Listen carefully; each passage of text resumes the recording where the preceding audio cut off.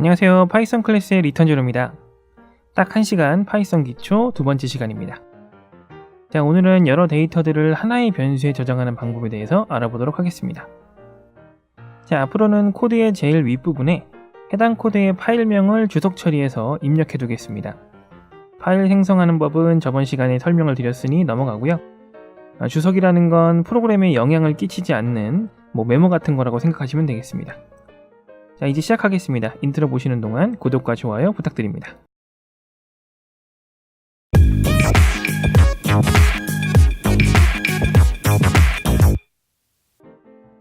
자, 여러 개의 데이터를 여러 개의 변수에 저장하는 방법은 그렇게 어렵지 않습니다.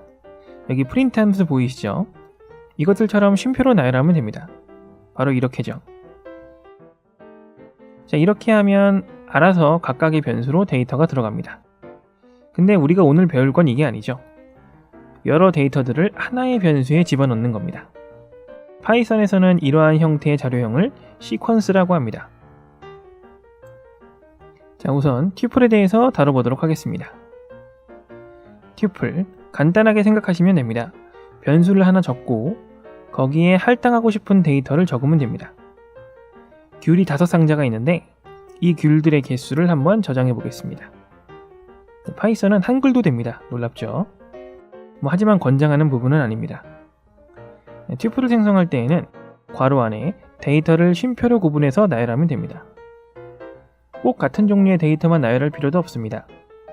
원하는 데이터를 할당하여 생성하면 됩니다. 심지어 비어 있어도 괜찮습니다. 대신 괄호는 꼭 해줘야 합니다. 튜플도 프린트 함수를 이용해서 데이터를 출력할 수 있습니다. 변수 이름을 입력하면 튜플의 형태 그대로 출력해줍니다. 만약 이들 중 특정 데이터 하나만 출력하고 싶다면 변수 옆에 대괄호를 이용해 데이터의 위치를 적어줍니다. 참고로 이러한 작업을 인덱싱이라고 합니다. 그런데 안타깝게도 인덱싱은 0부터 시작하는 점을 참고해 두셔야 합니다. 인덱싱 말고도 많은 기능이 있지만 반드시 알아두셔야 할 부분이 두 가지 있습니다. 바로 -1과 len 함수입니다. len 함수는 해당 시퀀스에 몇 개의 데이터가 저장되어 있는지 확인할 수 있습니다. 이를 활용하면 시퀀스의 마지막 값을 인덱싱할 수도 있습니다. 그런데 너무 복잡하죠? 더 간단한 방법이 있습니다. -1은 시퀀스의 마지막 값을 인덱싱 해줍니다. 튜플하고 비슷한 시퀀스가 하나 있는데 바로 문자열 데이터입니다. 문자열 데이터 역시 인덱싱이 가능하고 len 함수도 사용할 수 있습니다. 또 하나 가장 큰 공통점은 바로 데이터의 삭제 및 수정이 안 된다는 겁니다. 다시 말해 이미 할당되어 있는 데이터는 수정을 하거나 삭제할 수 없도록 디자인이 되어 있다는 건데 이를 불변 시퀀스라고 부릅니다. 자, 그렇다면 불변의 반대인 가변 시퀀스도 있겠죠? 리스트에 대해서 알아보겠습니다. 데이터를 감싸는 소괄호들이 대괄호로 변경된 것 말고는 리스트 역시 다른 시퀀스들과 차이는 없어 보입니다. 인덱싱도 가능하고요.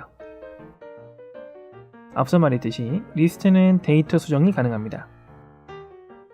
인덱스를 활용해서 개별 데이터를 수정하거나 삭제할 수 있습니다. 수정은 변수값을 할당하듯이 하면 되고 삭제는 del 구문을 활용합니다. 기존의 데이터 중 재시험 데이터가 90으로 변경되었고 마지막 데이터가 삭제되어서 나타난 결과입니다. 마지막으로 가변 시퀀스의 끝판왕 딕셔너리에 대해서 공부해 보겠습니다. 데이터를 시퀀스가 아닌 각각의 변수로 지정했을 때의 장점은 데이터의 구분이 명확하다는 점이고 시퀀스의 장점은 인덱싱을 통한 관리가 편리하다는 점입니다. 이 둘의 장점이 합쳐진 시퀀스가 바로 딕셔너리입니다.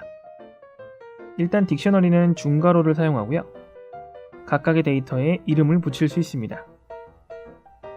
숫자 대신 문자로 인덱싱을 해야 하기 때문에 조금은 불편할 수도 있지만 코드의 직관성이 엄청나졌죠.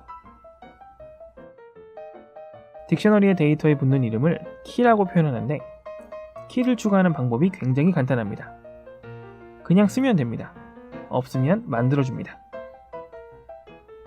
자, 오늘 내용 복습하면서 마무리하겠습니다.